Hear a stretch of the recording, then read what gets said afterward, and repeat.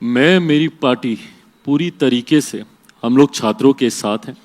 Stand की आपने बात कही, मैं मानता हूं कि कहीं ना कहीं इस परीक्षा में धांधली हुई है, कुछ तो अनियमितता बरती गई है, जिसके परिणाम स्वरूप री एग्जामिनेशन की नौबत आई।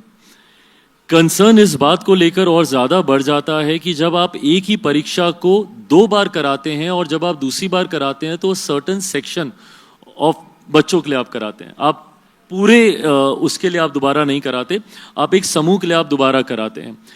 और ये उस सेंटर का री एग्जामिनेशन था जिस सेंटर को बाद में 22 सेंटर में बाइफर्केट किया गया और सारे बच्चों को अलग अलग अलग बैठा के, अगर इसको मैं सामान्य परिस्थिति में मानूं तो लगभग 22 सेंटर्स में इसका मतलब गड़बड़ी हुई थी।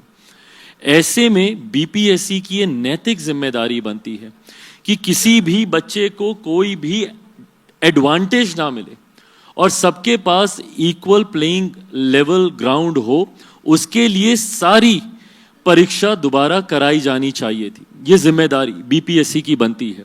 चिराग पासवान ने बिहार के बच्चों का सपोर्ट किया है, इसके लिए उनका स्वागत किया जाना चाहिए। मैं हमेशा कहता हूं, सुलझे हुए व्यक्ति हैं, सुलझे हुए नेता हैं, मेरे मित्र हैं और अगेन थोड़ा देर से ही सही लेकिन उन्होंने बोला है तो बिल्कुल चिराग जी का स्वागत कर रहे हैं।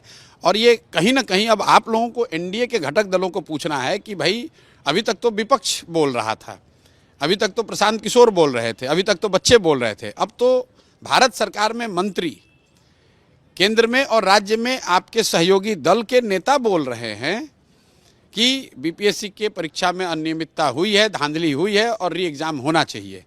तो उसका जवाब अब भाजपा के नेता दें, उसका जवाब जदयू के नेता दें, सरकार दे।